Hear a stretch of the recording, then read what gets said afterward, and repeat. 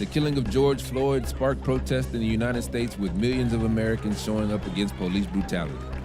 In the weeks after Floyd's death, daytime demonstrations turned to nighttime uprisings, or looting and riots, depending on who's telling the story.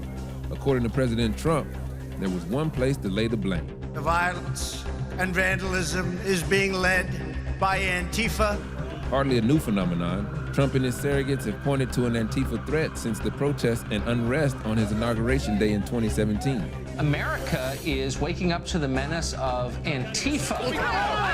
Radical, leftist, Antifa thugs. I was walking on the street and this guy sucker punched me in the back of the head. Tonight, growing questions about who may be under those masks. There are no hard figures as to how many people count themselves members of Antifa. They've got clubs and they've got everything. Antifa! On May 31st, Trump announced that he would list Antifa as domestic terrorists. But with no official leadership or official organization, even the Department of Justice has struggled to identify who or what Antifa is. Antifa can be best thought of, I think, as an umbrella term for what is essentially a movement comprised of loosely organized groups around the country. In Portland, birthplace of the modern anti-fascist movement in the U.S., the Trump administration deployed federal agents to suppress and, in some cases, abduct protesters, a move that led to escalating tensions in the streets. What started 2 months ago as protests against police brutality has now become a nightly ritual. 53 days, 7.5 weeks, Portland, Oregon has been burning. And that made it a good place to start to try to figure out what this Antifa thing is all about. Most of the chaotic scenes on the news all come from a 2-block area in front of the Portland Justice Center. A lot of battles against our right wing have gone down right here. This is our square. Who is the our? The people. Okay. Anybody who opposed fascism. Because they line up over there, so when we face off, this is where we face off across the street from them. I see. Luis Marquez has been a fixture at leftist protests here for years and embraces the direct action Trump has focused on when characterizing the Antifa threat. And this is Homeland Security right here. That's the Fed right there. So, this is the Justice Center. The police Portland police come out of here. They'll put snipers up top right there.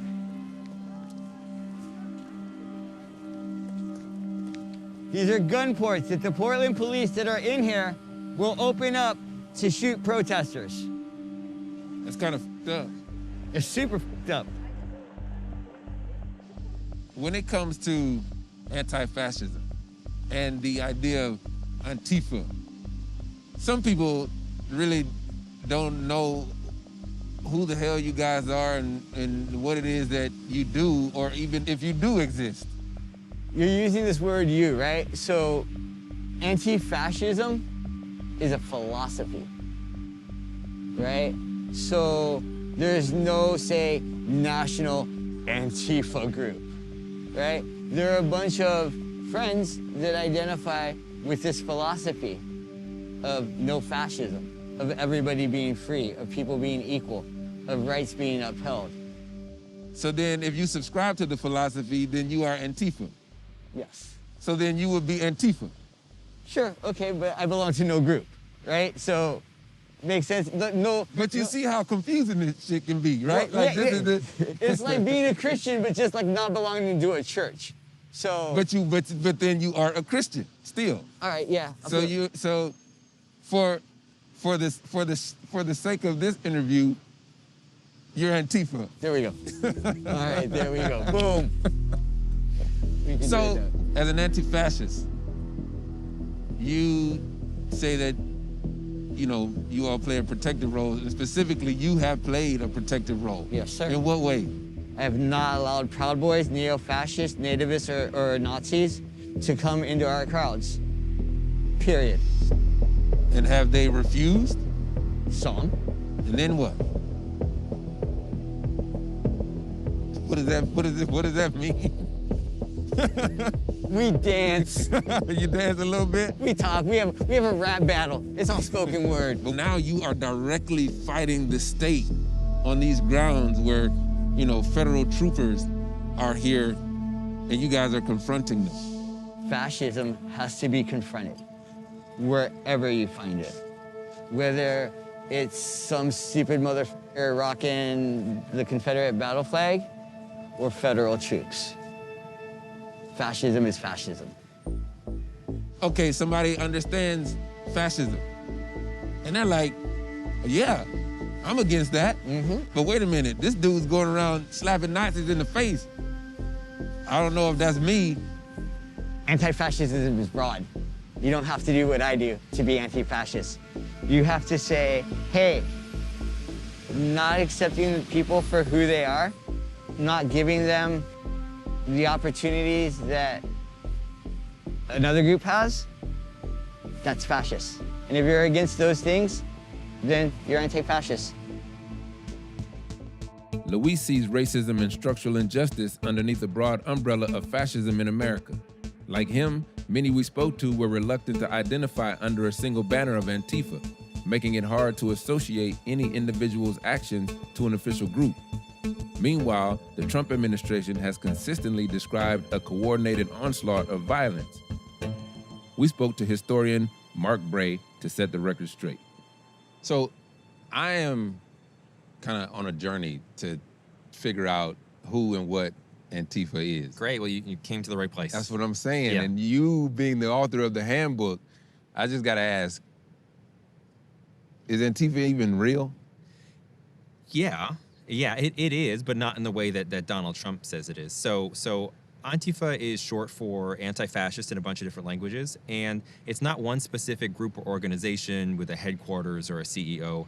If you do the kinds of activities or organize a group that basically aims to shut down the far right in one way or another, you're basically Antifa.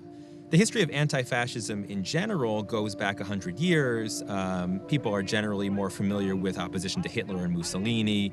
What people know less about is how after World War II, the question became how to make sure that you don't get another Holocaust or another Mussolini in power. A great example is Britain, where right after the war ends, Oswald Mosley, who organized the British Union of Fascists in the 1930s, gets out of prison. He starts a new movement, doesn't call it fascist, but it is fascist, and it's really anti-Semitic. So this group of Jewish World War II veterans, which calls themselves the 43 Group, says, we're not gonna let this happen at home after we fought the Nazis. So they just organize to physically disrupt these fascist anti-Semitic meetings, and they're successful in a couple of years. Mosley's movement falls apart. When you say physically disrupt, what are we doing? They would beat the crap out of the fascists. These were guys who— They were the real deal. They saw their people almost exterminated. Take that model and fast forward to 2020. Like, I've seen videos of, like, Antifa folks going around punching Nazis in the face. I mean, it seems like that would be personally cathartic, but is it good for the movement? That's the interesting debate over the last few years is, does physical confrontation with the far right help them or hurt them, or is it irrelevant, right? And I think that on its own, if that were all that these folks were doing, that would be insufficient and not necessarily all that important. But I think if you look at the history, you can see that the overall goal is to make it so that being a Nazi or being a fascist is personally, economically, and socially untenable. Physical confrontation is part of the repertoire, but it's not the most commonly used tactic. More often, Antifa groups will succeed by doxing the far right, exposing who they are, getting them fired. It's this notion that we don't let them have the streets, we don't let them normalize their politics. No matter the size, they need to be stopped as soon as possible.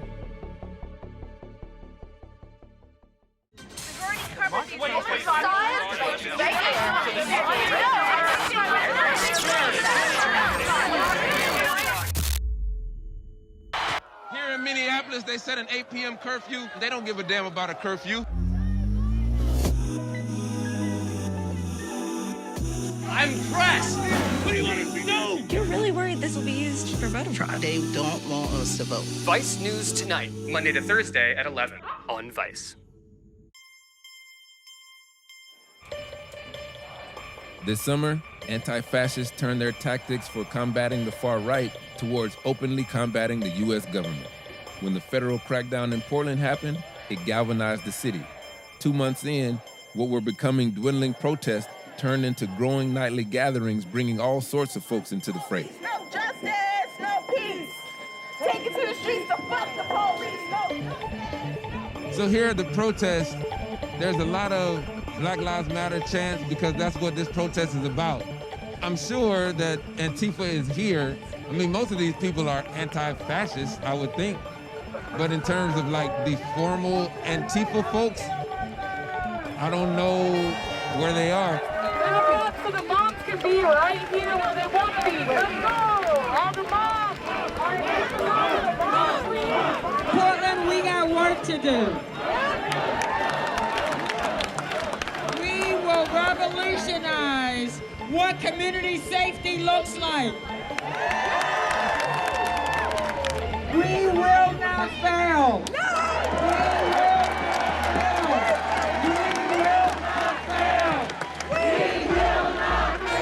When this shit gets wild, you got my back? I said, who's got my back? I got your back. When you see white folks in all black throwing water bottles over the barricade at federal troops, do you feel like that takes away from the focus of Black Lives Matter? No, there's 4 levels when it comes to protesting. One of those levels is rioting. So there has to be some form of violence. But when there's no narrative to go with that, then that's the problem. If you think anti-fascism is terrorism, that's exactly what fascists fucking do. That's exactly what fucking Hitler did. He fucking quelled all that fucking rage. He got rid of all the politicians that opposed him. The fuck is Trump doing right now? I got plates on. We both got plates on. We're ready to go. We're defending ourselves. Yeah, I'm dressed in black and armored up and stuff right now, but, I'm not part of Antifa or whatever. What would you say Antifa is? I would say that Antifa is in large part a right-wing boogeyman at this point. Where's Antifa? Everywhere, bro. Everyone here is anti-fascist. Do you hear? That's the cops, yeah? Get your mask. That's the cops. All right, if he says the feds are pulling up with tear gas, I believe him. So I'm about to put my mask on. I mean, what we heard the police announce to disperse. Everything generally comes right after that. Right. Right, so. Night after night in Portland, this has been the pattern. The marches and speeches end, and the chaos begins. Luis took us to the front. No justice! No peace! No justice! No peace! No justice! No peace! That's the gas man! Right now, Don't run! there's tear gas in the air. The federal troops are moving people back. And Luis is going straight to the front. We're here to confront fascists. Can't confront them in your back.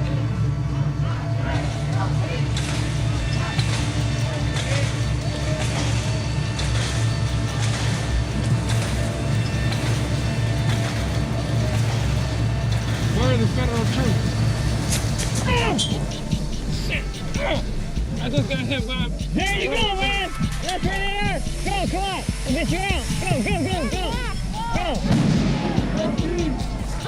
No, I got you! Hold on to me! Hold on to my back! Hold on to my back! You're right here. How you doing? You okay? Yeah, I just got hit. You just got shot by federal troops using weapons of fucking war. That's what just happened. That's a sniper. That's what we got hit by. That's the dude that lit us up.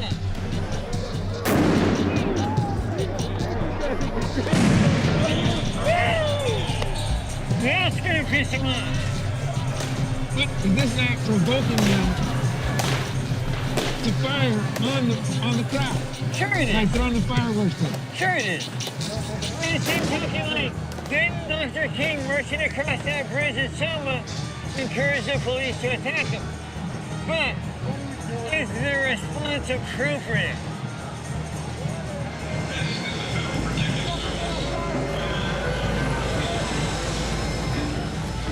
They're gonna fuck us up tonight.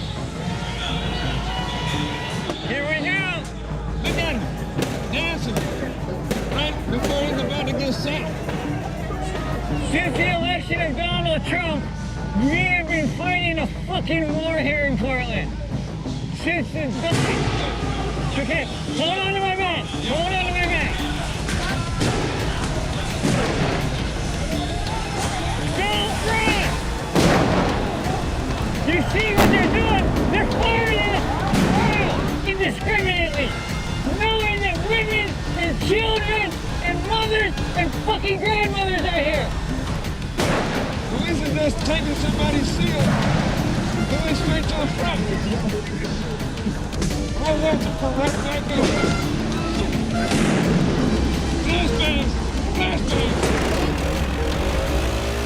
Down here, there's tear gas canisters being shot at the protesters, and they're being dispersed and pushed back. And you can see their dads here in leaf blowers. They're blowing the tear gas, but people don't have to disperse. The tear gas is strong. They'll go back there, regroup, and come right back to the front line. This will happen over and over again around the night.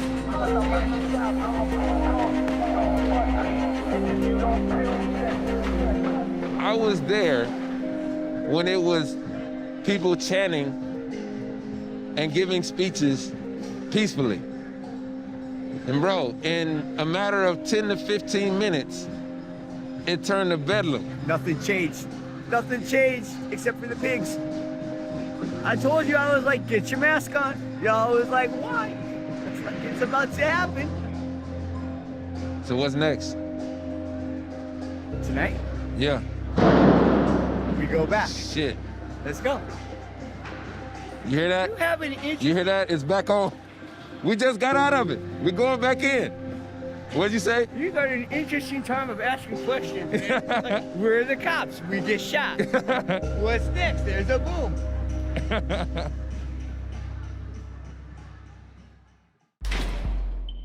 I'm 19 years old. I'm about to be the biggest drug dealer that you can become. I was considered one of the best counterfeiters in the world. I smuggled a whole bunch of immigrants into this great country, and we most definitely made it great again. I should have stayed my ass at home. Oh my God, are they starting a war with me or what? I Was a Teenage Felon. New episode Tuesday at 10 on Vice.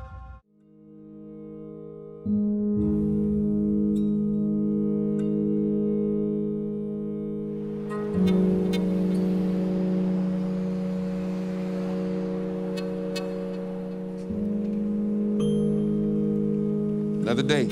Another day, ready to go make our voices heard. How you doing?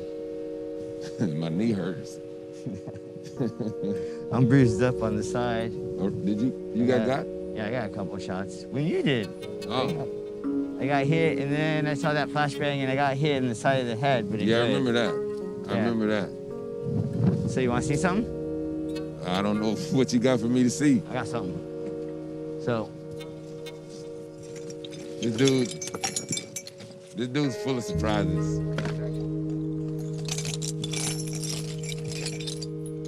Bro, what the? This is what they've been using to shoot us. Souvenirs? Yeah. These are CS canisters. These are the canisters that shoot us. This is chain ball CS. You can feel the pellets in that, right? That's this stuff. Wait, oh, this is what I got shot with last night. Yeah. Let me show you one last thing. What is this? This dude got a museum of the protest. Bro, man, what? That's a live grenade. Man, put that shit back in the car, man. That's what? See, I'm cool with these because they've been used already, but I'm not even gonna touch that. But that's what these are right there, right? You see? And then they pull the pin, throw them, and then it breaks apart. That's what they're deploying on United States citizens that are out there saying Black Lives Matter. What I witnessed last night was crazy. It's insane. Yeah. Now, it started off as a peaceful protest led by black folks, leading chants of Black Lives Matter. Then it turned into mofos trying to break down the barricade at the federal building, right? And they didn't come out until you guys were out there provoking them. It's almost like you guys are feeding each other because you don't want the troops here, so you go fight them. When you go fight them, Trump says this is the reason why the troops are there, because you guys are fighting them. And in that tit for tat, this cat and mouse game between you guys and the federal troops, folks over there, Black Lives Matter, are like, yo, we still here, homie. What you guys doing ain't about us. I hear that. I too am a person of color, right? I don't tell you how to fight. Don't tell me how to fight, right? We're all working towards the same goal, right? Different streams, different rivers all go to the same ocean. They're all necessary, all tactics. But if you want to look at the timeline of Portland, we were wrapping up. We were ready to go home. We're not the ones that sent feds here, snatching people off the street, citizens. That's what made people come back out. That's what brought your moms out. That's what brought your veterans out. Can we talk just like candidly about last night, bro? Sure. At one point, you were anticipating the federal troops getting ready to fire on us again, and you and some other folks were just dancing. Yeah. As if you were excited. No. Look, I mean, this is a f***ing bullet, bro. You know those guns that you saw yesterday? Yes, bro, this. That's what they put in. This shot you. That don't make you mad? Yeah, it makes me a little pissed, bro. If we go home, we say it's okay to do this shit. If you get shot with this and you're like, okay, I give up, what do you think the next time they're gonna do? And the time after that, and the time after that.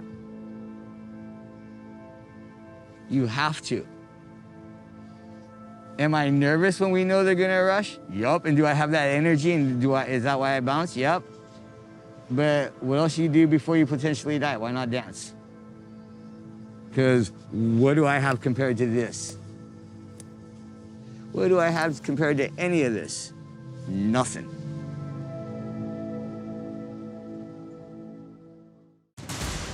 So we're here in Baghdad. We're in Moscow. Washington. Chicago. Mexico. Flint, Michigan. Damascus. Chernobyl. Italy. There's always going to be resistance to change. Seriously, no.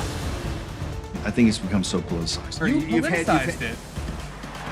All these people have died of COVID-19. What is it that you want the rest of the world to see happening here? Vice News Tonight, Monday to Thursday at 11 on Vice. Not all anti-fascists are the same. Luis embodies the direct action strategy known as Black Bloc, geared mostly towards physical confrontation and the stereotypical black uniforms. But many choose to participate in other ways. Pop Mob is a group of Portland activists pushing a different aesthetic. Everyday anti-fascist is kind of like our catchphrase because we're trying to encourage people to see beyond just like this one stereotype about what an anti-fascist looks like. Anybody can be an anti-fascist. Parents, school teachers, food service workers, healthcare workers, we're your neighbors, we're the people sitting next to you on the bus, we are all over the place, and we are everybody, like we're just normal people, and that most of our time is spent doing things like having meetings, like, oh my God, so many meetings. I spend hours of my life in meetings, and that is the work that is so invisibilized. So what about like the folks that are in the organization that are a bit more moderate, that look at the direct action strategic folks and they're like, do you have to like slap these white supremacists in the face? Do you have to always fight? Like, that's not doing the movement any good. Actually, that is the kind of perception that we are actively trying to push against. It is a tactic of the state to do things like that, to perpetuate that good protester, bad protester narrative as a way to disrupt thriving movements because we are a threat to their power. And so by perpetuating that rhetoric and like pitting us against each other, then it takes the focus off of them, and then the infighting takes the energy away from working together to fight towards the things that we actually want. They all fall under an umbrella, which we often talk about, like diversity of tactics. That black bloc is our front lines, and they are our community defense, and they protect us, and we are safe coming out here because they are there. And that is a narrative that's never communicated. Why do you think there's so much confusion and misunderstanding as to what Antifa is and how you guys operate? I think that up until a couple of years ago, a lot of people never heard the term Antifa. Right. And so their first exposure to it has been through what they saw in the news and what they've seen on TV and what they've seen on the internet, which started with a lot of these counter protests of these far-right groups that were springing up after the election and even before the election. And so that dichotomy and that conflict was basically born out of the news coverage, and the news coverage was overwhelmingly footage of like fights and violence. I often say that like 98% of what we do doesn't even happen in the streets. All right, I should be good to go. Emily Korchinski is an activist whose anti-fascist work increased after the 2017 Unite the Right rally where she lived in Charlottesville. With her internet sleuthing skills, she started doxing white nationalists. Basically, she identifies racists at these rallies and publicly puts them on blast for the world to see. Myself and other anti-fascist activists have exposed middle school teachers. We've exposed civil servants. We've exposed people in government. We've exposed people that work at restaurants, right? These are people that you will encounter on a day-to-day basis. How many is it of you guys doing this kind of work? You know, there's no official network. We're not colluding with anyone. We're not coordinating. I look at things that affect my life. I look at people who came to Charlottesville. Whose streets? Our streets! Whose streets? Our streets! Whose streets? Our streets! When the Unite the Right rally was being organized, most of this planning was being done over Discord, which is a sort of chat service that's popular among gamers. And so all of these planning chats were exposed. And one of these characters was this guy that called himself Tyrone. But what's interesting about Tyrone is that he was asking, was it okay in Virginia to hit people with your car if they're standing in the street? And so that put him on my radar. And so I read through all of these chats. There's one message that stuck out. So this image here was unique. So I went here and just did a Google search for this image. So when you look for this image, you get all of these news stories. And one of them that comes up is that these US Marines were arrested at a Confederate rally, Joseph Warner Manning and Michael Joseph Chesney. So I do some looking into Michael Joseph Chesney. And so now I have a name and a face, but I don't know that this is who Tyrone is. So I do a little bit more digging to figure out what is Tyrone all about. So he posts this message about reversing white genocide 2 at a time. It's a baby announcement, and it looks like they're having twins. And then I look a little bit more closely, and I sort of notice this hairline. And then I look at this guy, and it's like, okay, well, you know, that's not proof in and of itself, but it's pretty damn close. So, you know, I pop over to Twitter, and sure enough, he's got 4 daughters, and okay, here's his wife. So I go to the Facebook, and it says how she's having twins, and she's got 4 kids, and, you know, all of this stuff. And so now I'm thinking, okay, now we've got Tyrone. And, you know, here he is. He's a United States Marine with explosives training. Emily posted her work uncovering Chesney's identity on Twitter and included the receipts. Weeks later, he was officially discharged from the Marines. What do you say to the folks that are like, look, I'm just a white dude that's proud of my race. I go to a rally. Is that a crime? You know, if you're proud of your heritage, good for you. That's your business. I don't think that a lot of these guys are per se violent actors, right? It's maybe the 1%. But those 1% are propped up by the other 99%. And that's why we can't allow that to be, you know, unchecked.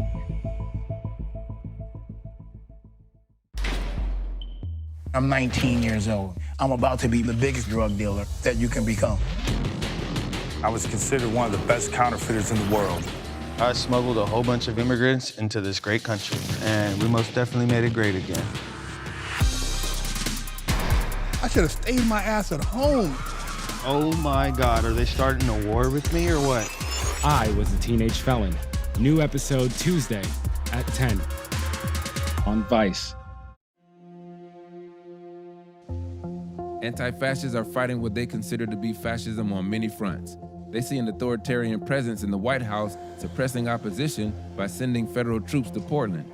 And from the same seat of leadership comes the stoking of racist flames by not only refusing to acknowledge the increasing threat of white nationalism, but going so far as to say that they're good people on both sides. The side of white nationalism in the South cherishes their Confederate monuments, which became a flashpoint between the far right and anti-fascists this summer. New at 11, a CBS 46 exclusive. And this weekend, protesters and counter-protesters are scheduled to descend upon Stone Mountain Park. At least 2,000 militia members are set to storm Stone Mountain Saturday. At 9 stories tall, Stone Mountain is the largest monument to the Confederacy. And in the past, it's been a meeting spot for the Klan. On July 4th, it was the site of an armed march by an all-black militia, prompting a counter-rally in August made up of anti-government militias like the Three Percenters and right-wing groups like American Patriot USA, led by known white supremacist and former Klan leader Chester Doles. Monica works with Flower, a coalition of anti-racist groups, including Atlanta Anti-Fascists, that tracks and disrupts white supremacist rallies. We're planning to hopefully outnumber the racists and show that Georgia isn't this place where they could just come unopposed and march on public space and kind of instill fear and in various communities. So we're there to outnumber, to show that there's a different tide. So you in the streets? Yeah, you're a fighter. Yeah. Would you call yourself Antifa? No, because I don't think it's really real. I don't think there's many people that would call themselves Antifa unless they're being a little ironic. So why do you think folks that are doing anti-fascist work like yourself just do not want to be associated with this title, Antifa? Well, it's really just a boogeyman. It's not something that describes the vast majority of people doing work for a sustained amount of time. Antifa is this thing kind of conjured up in the ideas of many reactionaries, right-wingers, of people who just want to go and destroy, and so that doesn't describe me. The call to defend the monument went out across social media and thousands responded online. But when the time came, only a handful of armed supporters showed up, compared to over 150 counter-protesters and anti-fascists. On top of that, the local authorities denied them their permit, so the demonstrations took place outside the park entirely.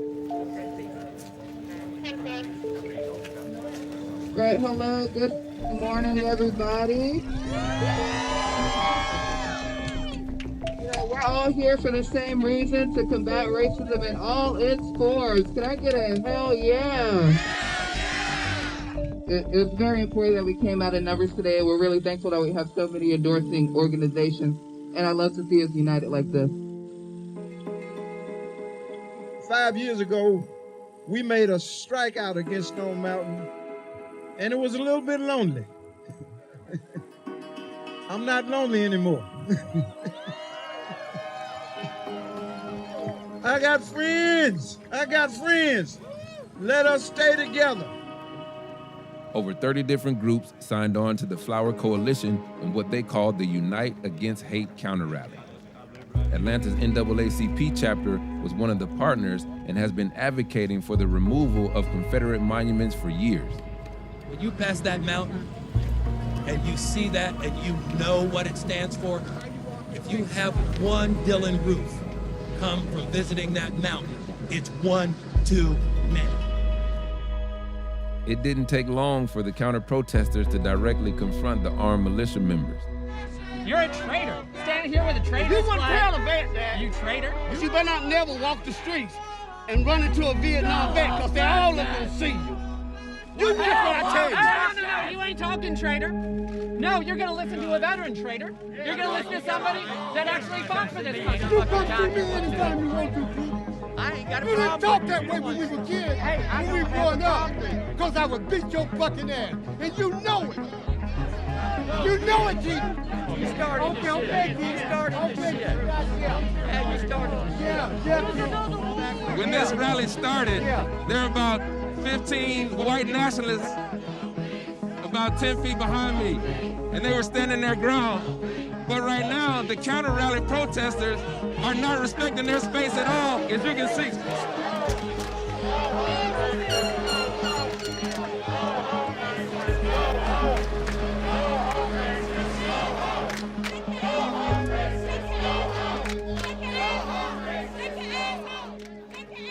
It seems that you guys have a much more overwhelming force than they do. Do you think that's indicative of how the country is going in terms of suppressing that sort of ideology? You know, I think about this all the time, and it's pretty obvious here. Like, they've got the guns, but we've got the numbers, and like literally guns. I mean, you guys got some guns too. We got some guns too. Yeah. Do you consider what you guys are doing here to be part of like Antifa and anti-fascism? I think more people are not joining groups and not saying like, oh, I'm joining this one group. Everybody's more disseminated, and I think that's scarier for fascists.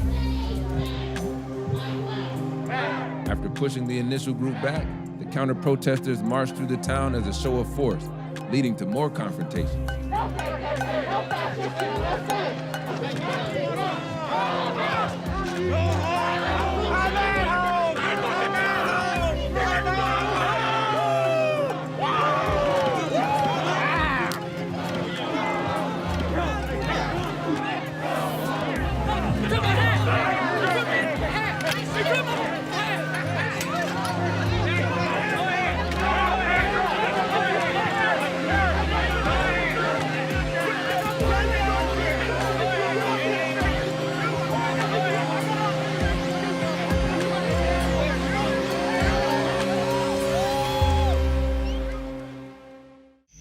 Vice News investigates.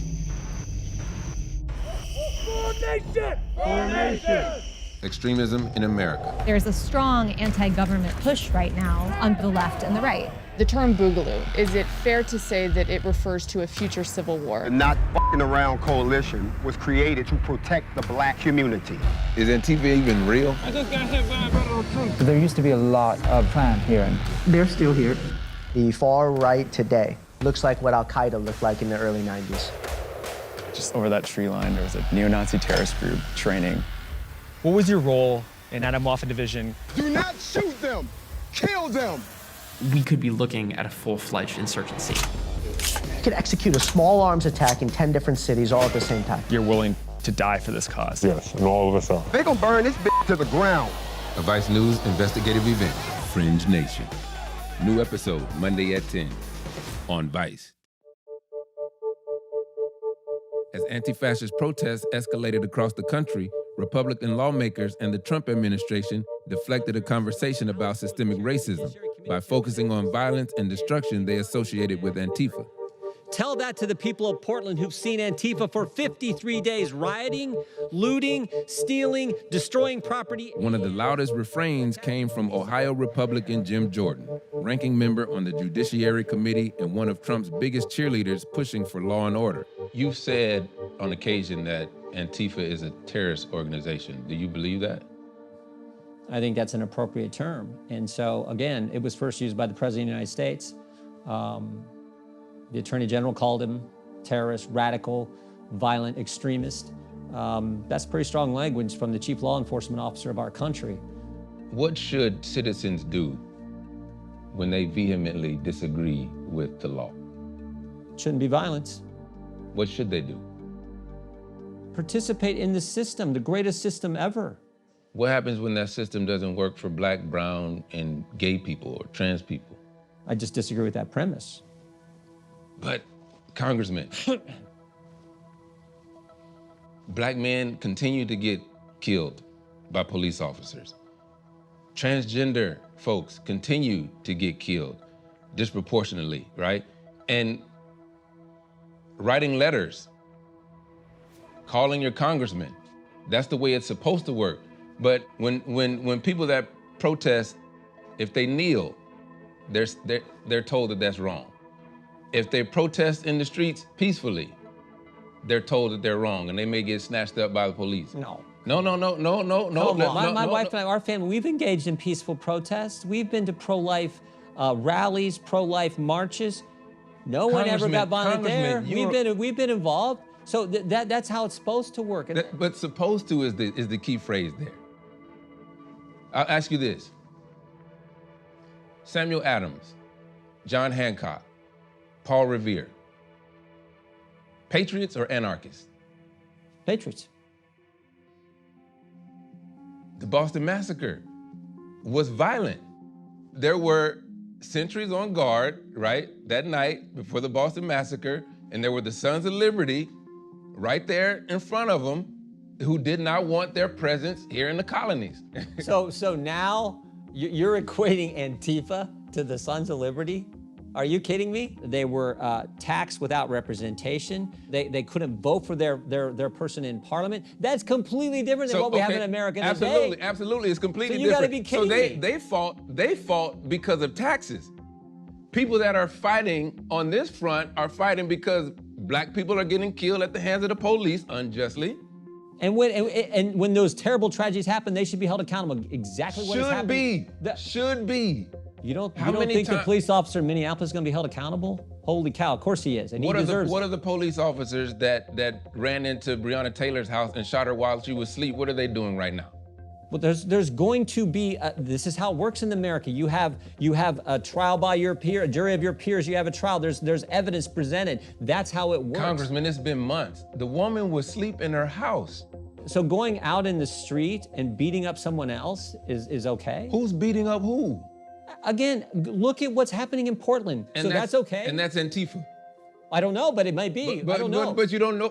Why do you say it's Antifa if you don't know? Well, you don't know that it isn't. What is Antifa to you?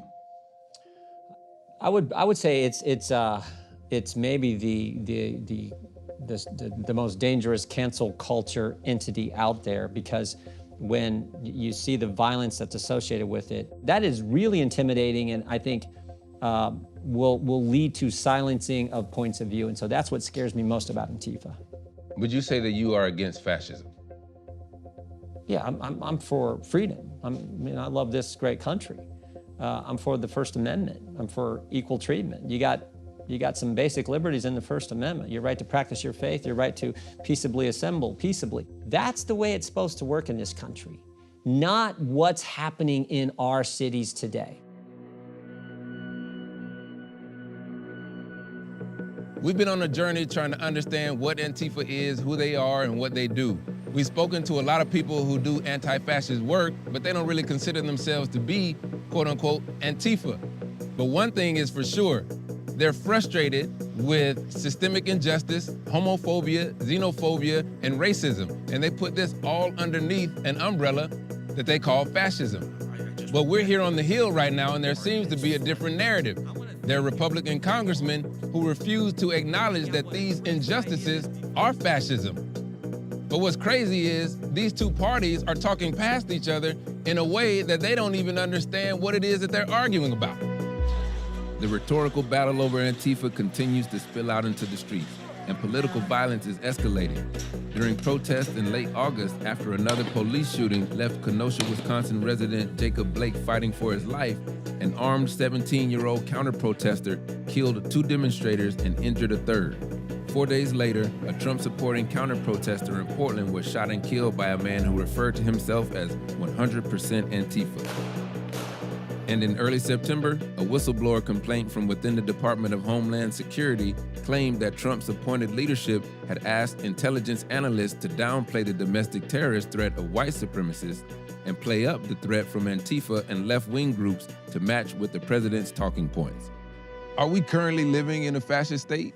I don't think that we're at the point yet where we actually have a textbook fascist society, but all of the kinds of prerequisites for getting there exist. It's hard for anybody to stand back and say that this isn't authoritarianism. How can it not be?